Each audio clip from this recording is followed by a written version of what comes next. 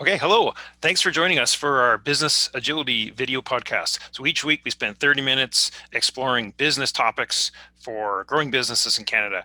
So I'm Murray Quibel of Accurate Solutions, and we're joined by team members Steve and Sam. Today we're going to get right into our topic without hardly any intros. Who couldn't use more time? So they're not making any more of it, and so that means being more productive with the time that we have is critically important. Of course, at Accurus, we're always passionate about streamlined business systems and the importance of people as part of those systems. So today we're going to focus directly on people and how we can get more done. So we are very excited to be joined today by our guest panelist, Dawn O'Connor. So with our topic, focus bubbles and the power of positive peer pressure. So Dawn will explain the simple power of positive peer pressure through her unique focus bubbles. So we'll explore why they work, some of the human brain activity behind it without getting too technical, I don't expect, and with some examples, tips and tricks and actions that we can take today. So with that, I'm going to turn it directly over to Dawn and maybe introduce your topic and tell us what the heck are focus bubbles. Okay, we're diving right in. So focus bubbles are effectively virtual co-working sessions. And the term I've been thinking about lately is it's like crowdsourcing your focus. It's coming together in a call like this, like a Zoom, and we do it on Zoom.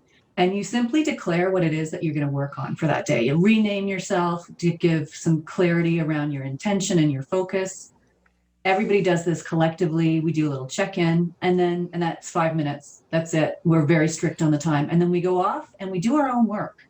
And we do our own work with the video either still there if you want. If that's distracting, you can push it aside and work on another screen, and you do.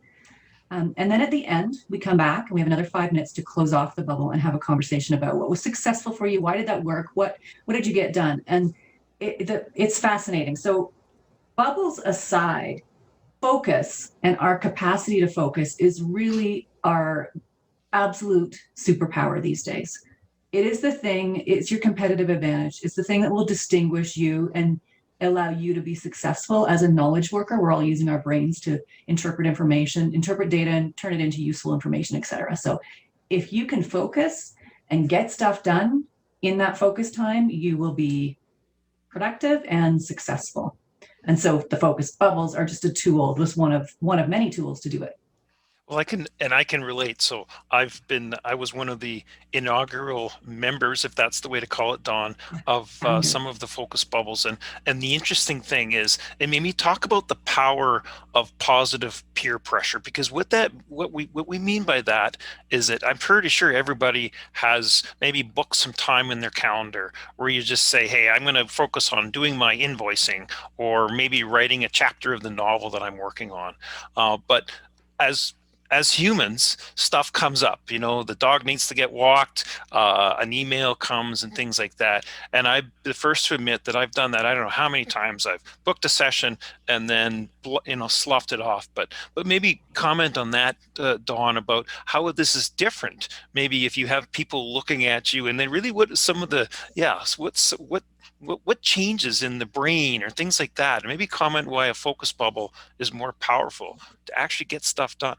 Yeah, however we choose to do it, whether we choose to do it in this setting, which has some accountability to others, or whether you are designing your environment to have productive rituals. Like for some people, that might mean putting on a diffuser with a certain scent that triggers their brain to get into work. In the focus bubble setting, it's partly the accountability and it's also partly the community. So when we come into community and we see faces and we have a friendly environment and there's laughter, we're releasing some feel-good chemicals into our bodies. So we've got a whole bunch of things. We've got dopamine, serotonin, oxytocin, and endorphins. All of those in different capacities are triggered by a focus bubble environment. And dopamine is that feel-good, like, do you know when you check something off your list of things to do? You get this like little, ooh, you have this sense of accomplishment, and we actually release dopamine. Some people confess, because I coach thousands of people in productivity, they confess that they write their list of things to do and they'll add things that they've already completed just so that they can go back and either check it off or draw the highlighter through it. So that's because they're seeking the dopamine hit. And so that's part of the focus bubble is you just, you're saying at the beginning, this is what I'm going to do. And then you rewrite it as done or complete or 80% complete or whatever at the end. And you get that, and not only that, but you have everyone cheering you and clapping you and little,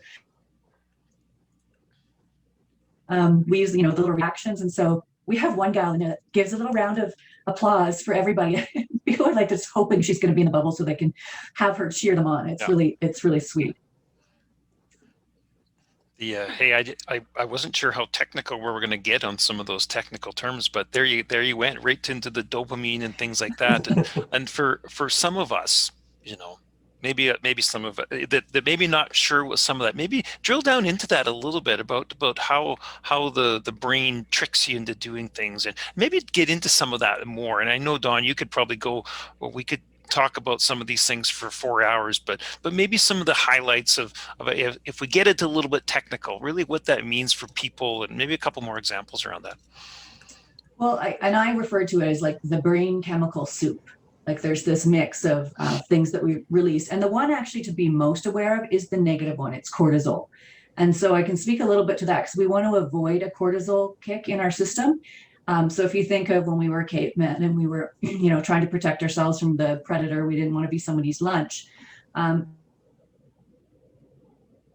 When we heard a noise, we'd startle and we'd look up, and cortisol would be surging through our bodies. And it's the thing that alerts us, and then everyone around us is like, okay, now dude over there is frightened. We're all frightened. What's going on? The unfortunate thing about our current work environments often is that cortisol is meant to be released into our system once, give us a jolt, and then we move on. Because what it does, it suppresses your immune system. It does a whole bunch of things on a short-term basis that are harmful to our body, but it alerts us to danger. Okay. Now, in our modern world, we don't need those alerts. We don't need to be like worried that somebody's popped their head over a cubicle wall, or in our own like home dog barking. But when the cortisol is surging through our bodies, or at a continuous drip throughout the day, which is coming from things like interruptions, whether they're external or internal, we actually release a little bit of stress hormone for that. So the focus bubble is designed to sort of combat that kind of continuous drip release of cortisol by putting you into a positive frame of mind with support, accountability, encouragement, all of the things. We like to start off with a little bit of humor because funny things will stimulate you to be productive. Did anyone watch the cat lawyer video yesterday? Oh, you guys haven't seen it? You need to see the cat lawyer video. I did see it. Yes. Oh. So just very quickly, it's something that's going, it's 41 seconds, and this poor lawyer is in virtual court, and he used his assistant's computer, and he has an animated cat head filter, and he doesn't know how to turn it off. And it's just priceless. And so I showed that at the beginning of a bubble. Everyone's laughing, and there's that laughter and that feel good helps us to be productive. I can share a really short little study where they took a bunch of doctors and they wanted to improve how they were diagnosing people. And so the control group was just told to do the diagnosis. Then the other group was actually primed for happiness. Something happened that made them happy, and then they went to do their diagnosis. They did it faster, accurately, and they did it with more empathy. It's amazing. And the thing that they used to prime the doctors for happiness was actually to give them a box of candy. And they weren't allowed to eat it until after their diagnosis, but it was that simple. So we can do really simple things for ourselves, regardless of being in a bubble or not. You can, treat yourself to something. It doesn't have to be food, but watch a funny video. That's why we take breaks and watch cat videos, because we know it's good for our productivity. That was a fabulous thing. I saw that yesterday and I was in stitches. Yes. And then you were more productive after it. I don't even know if I saw it. I think I saw that at the end of the day, but I just couldn't believe it, because I think at one point he's like, "Oh no, it's fine. I can just keep going." He's like, I'm not a cat. But he's reassuring the judge, "I'm not a cat. I'm not a cat." Maybe that brings up an interesting thought. As hey, we're all virtual, and we're not all of us, but we've all gotten more used to a more virtual world. Now, unless you're Tom Brady and you can throw trophies across from boat to boat in the Super Bowl, and the rest of us are all virtual anyway. But talk about, so we get cat videos. We're using a virtual environment. Maybe talk about the electronic nature of our lives these days, and we can all maybe share some stories about ways that we're causing productivity. We think we're more productive because we're not having to travel anywhere, but is that really true, right? Are things like cat videos, I mean, as much as they're maybe a reward and a little bit of a distraction, but what, I mean, obviously there's a balance somewhere, isn't there? Hey. Yeah. And there's some really alarming and horrific stats about people checking into social media, et cetera, on a daily basis. So one recent study, and I think the numbers are getting worse as we're in COVID and we're home and we're lonely and we're looking for these other ways to be, engaged. 77 times per day, people were checking social media at work. 77 times popping in really quickly to social media. 50 times checking their email, which that number has always been about that high. The thing with that is it takes about 23 minutes, up to 23 minutes to return to a task after you've pulled yourself away and been distracted by something. So I'm not really answering what you just asked, though. I just realized, Murray, we're talking about, well, no, I think interruption stats. It really does. I mean, I think it's easy to, when you're virtual, you think, oh, I don't have to travel anywhere.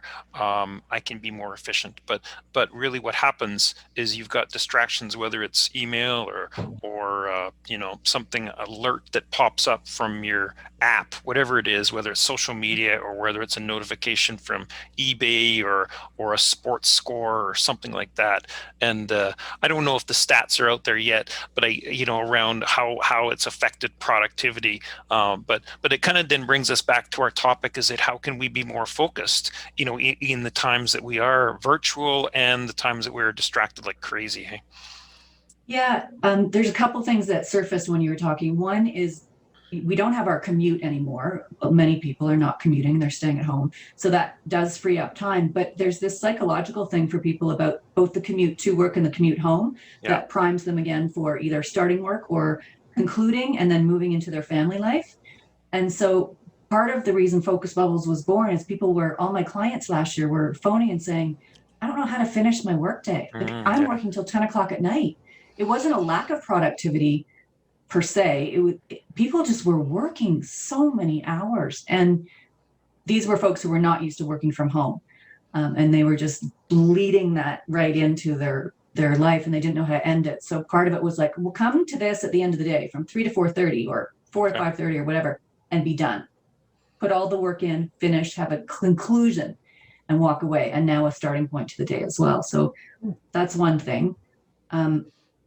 There was something else that I've now forgotten. Well, and I want to just add on to that, I guess, while you're thinking about that, because that's so true. I mean, at Icarus, we've been a virtual team, right? So for us, we do have an office, but most of our team is virtual. And, so when COVID-19 hit, it had really no implication on our team or our performance. But I know when I first started working remotely several years ago, it is a very difficult thing. And I face the same problem that you find yourself working, into the wee hours of the morning or later because you don't have that disconnect. And that is such a hard thing for people to do. And I know when COVID-19 hit, there was articles about how to be productive, how you need to have work-life balance. And it's really just a shift in the way that you think, because, being able to, for instance, cut your workday off at a certain time, or having a designated place to work, or saying I'm going to work till 4, or I'll walk the dog every day at 11, right? It's sort of making your own quote unquote focus bubbles during the day for pleasure, right? And I think that when it comes to social media, when people were in an office, maybe they weren't spending, those 10 or 15 minutes on Instagram during lunch because they had a lunchroom, so they had people to talk to. Or, there's so many different variables and it is so different, but I think a big factor of it too is guilt.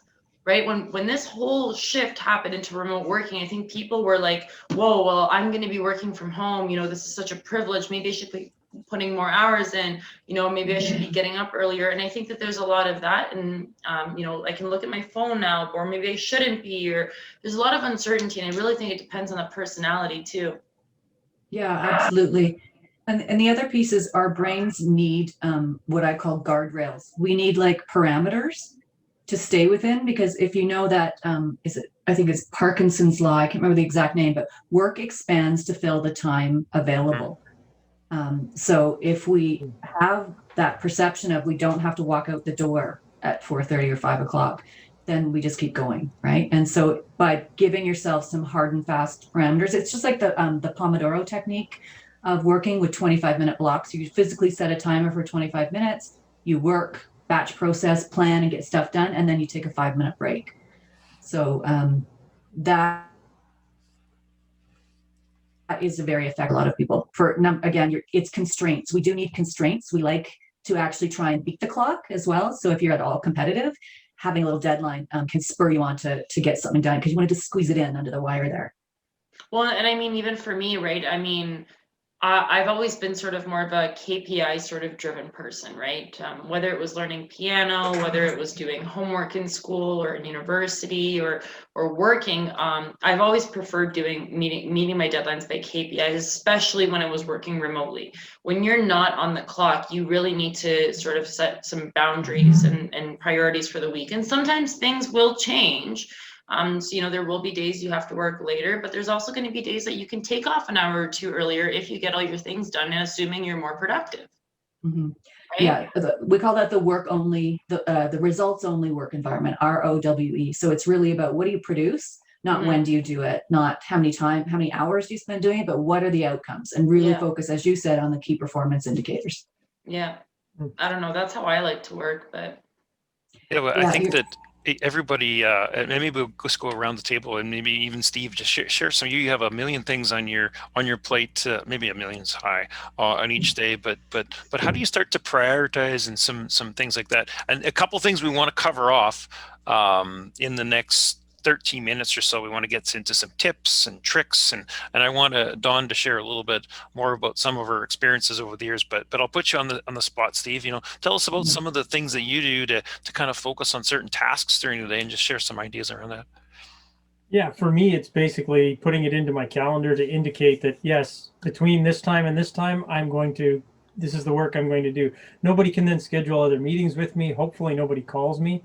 And the other thing that I find, I put in, right now I have one headphone in. I can still hear the world around me. When I have 1 hour of I want to do work, I put both headphones in, turn some music on. It blocks out the world, and I'm now focused on just what I'm working on.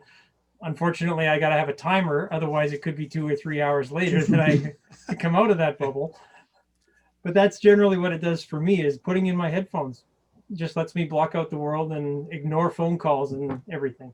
Well, and how many times has that happened? I'm sure to you when prepping demos, or even for me, I know the last one that I did, there was a lot of different moving parts that stacked on top of each other and stacked on top of each other. And next thing you know, it has literally been 3.5 hours, and you thought it's only been 20 minutes because those, like, I mean, for us, like, I don't, for getting, into the weeds with Acumatica is pretty easy to do, is when you're setting things up, but all the little setups are so quick and easy, and you don't think that they're taking time. But yeah, next thing you know, it's been 3.5 hours, and it's 7 o'clock at night, and your husband's wondering why you're not upstairs for dinner.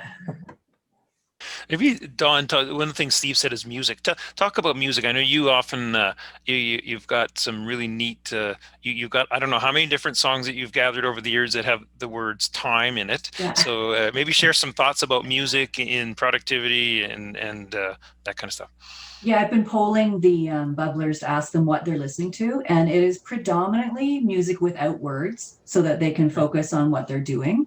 But every once in a while, someone will be like, no, I need like, it's familiar songs, but it's like heavy rock or whatever it is. I mean, it's super personal, but music absolutely can stimulate your brain for productivity and put you in a happy space as well. The key is to make sure that it's not distracting. There's also some interesting, going back to brain science, around silence. And actually, they did a study of people listening to classical music, and they wanted to see if their brains how their brains responded to the calming tones of, it was Bach, I think they were using. And what they did is they listened to a piece of music, and then they had 2 minutes of silence, and then they listened to music. And they noticed that our brains during the silence actually behaved very differently. And if we have more silence, we can actually grow new neurons in our brain. So silence is incredibly important for brain health and for mental health. And we know that, schools next to airports, IQ tests are score or scores are low, and kids in noisy neighborhoods have all kinds of mental health issues. So we know noise is bad, but it's really hard to escape it. Like, who have you had 2 hours of silence in your life recently? Anyone? No, my husband sleeps with the fan on. Sleep. But you know, I like how Dawn is. So every once in a while, Dawn, you just kind of you go blank for a little bit. But I think what you're doing is you're helping us practice silence, because you actually go. It's an internet thing, so let's not. Is it freezing? Is But it it freezing? just freezes for about 2 or 3 seconds, and I'm kind of thinking there's an opportunity for us to experience some silence. And well you know, done, anyway, Ray. sorry, it was, but bad example probably. But I suppose that cuts into, you know, meditation and stuff like that, right? I'm maybe, yeah. Obviously, there's some interesting thoughts that if we had way much more time, we could get into some of that for sure.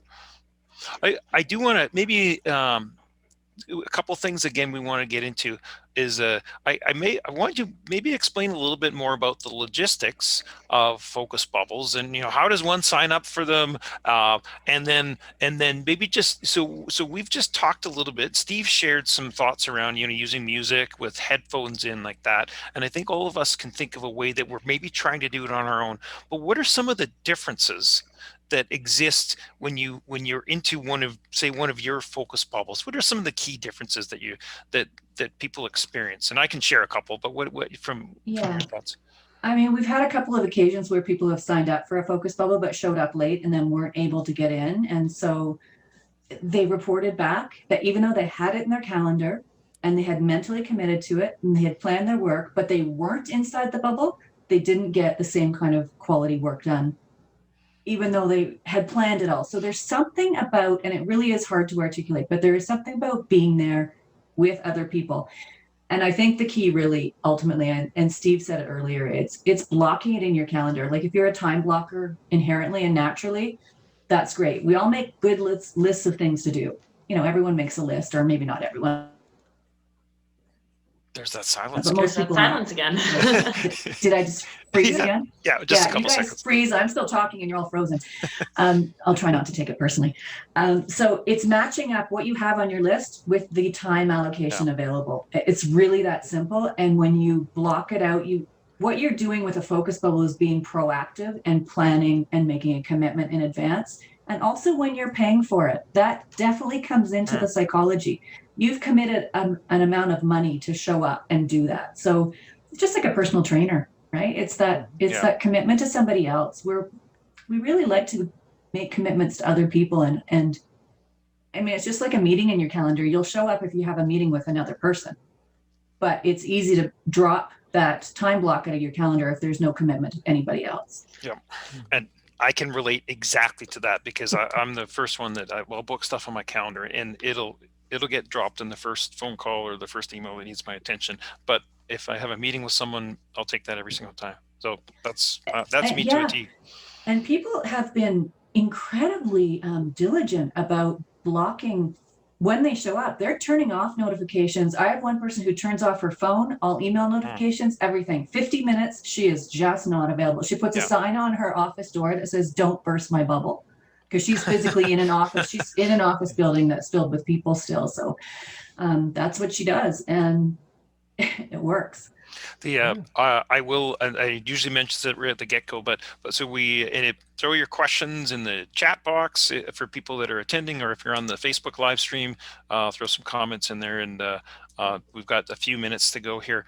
Maybe we do want to get into some maybe more specific tips and tricks. I might want to, if we've got time, explore a little bit. Into your past, Dawn, to talk a little bit about some of the work that you've done in the past and how you've kind of led to where you are. But maybe we'll go there. I mean, just share some thoughts about. Obviously, you've done a lot of.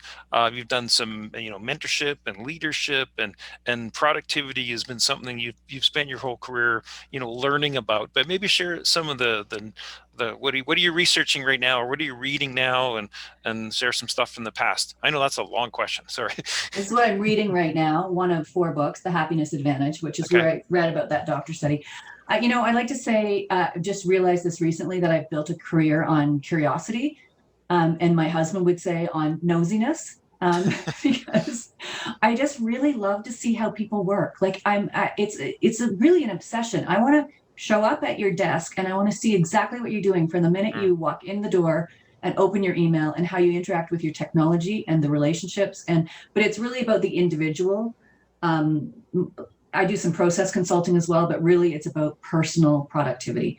And that has been effectively most of my career, coaching and training in personal productivity and that space. And I love it. And so that was sort of a natural build to creating the focus bubbles, because COVID just sort of was like, people were demanding it basically.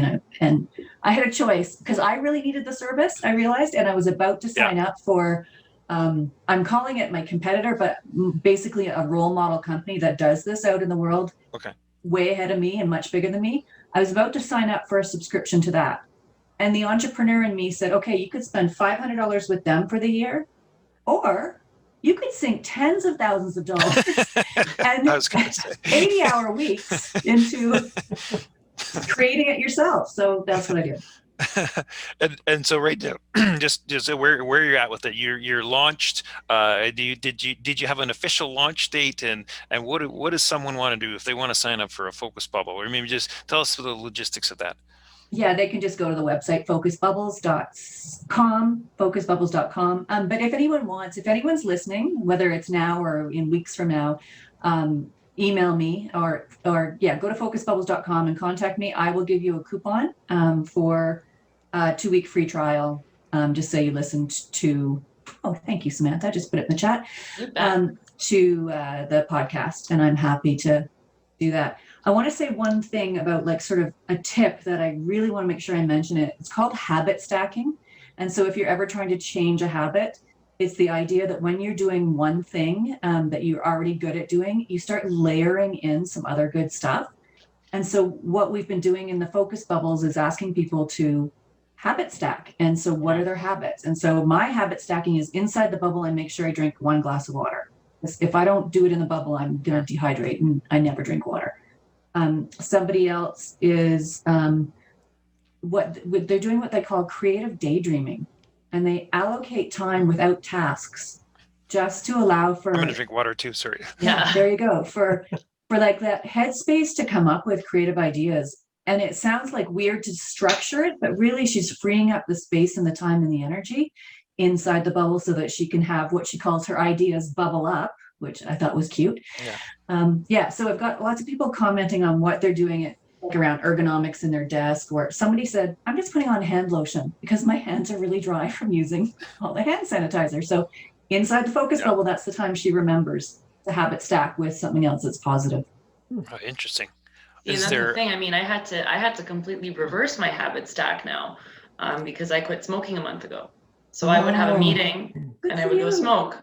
Well, yeah, thanks. It was actually going to be a month tomorrow, but that was really hard as far as, routine goes, like as far as working, because I had my morning routine that I'd hop in my Monday morning with Murray at 8 a.m. Exactly. I'd have my smoke after the meeting and then I'd, get everything done. And it was really hard. I mean, and I guess that's a habit to break, but I guess it's just as important to create new habits when you're even replacing one or when you're trying to do something new like a focus bubble.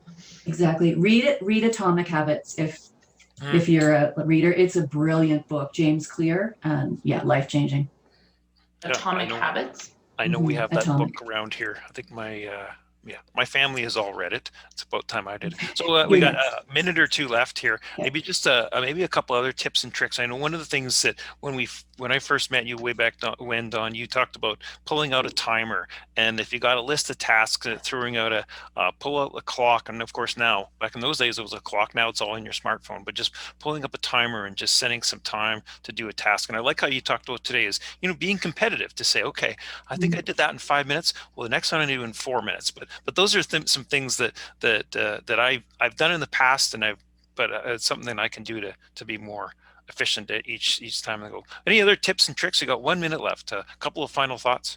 Well, just building on that, time estimating skills are crucial to understand how much you can accomplish, and that's what happens in a bubble. You have 50 minutes or you have 80 minutes, and you start to get really clear the more you show up and have a list. You start going, oh, I actually got way more than I thought. I underestimated, but most of the time people are going, I didn't get as much done as I thought because I overestimated or I underestimated. I got it backwards. So yeah, it helps to get crystal clear on how long things take. Yeah, cool. Yeah. Good.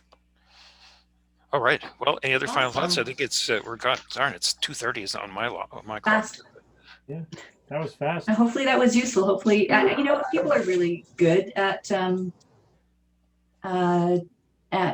time blocking, I find, but then they don't honor the block. They put it in their calendar and then they just don't do it. So I think for me, my action item here is that, and as as much as I've done some focus bubbles in the past with Dawn, but the new program has 2 a day. I think when we first did it, there was just one maybe once a week, but now there's 2 a day. And I can just imagine the stuff I can get done if we do it twice a day. So I'm looking forward to that kickstarting on Monday. So that's good. And 30% of our participants double bubble. We call it double bubbling because they come morning and afternoon. They bookend their day with them, start and end. So that shocked me. I didn't think people would do that, but yeah, I'm learning a lot about double bubble, double trouble. Yeah, double bubble.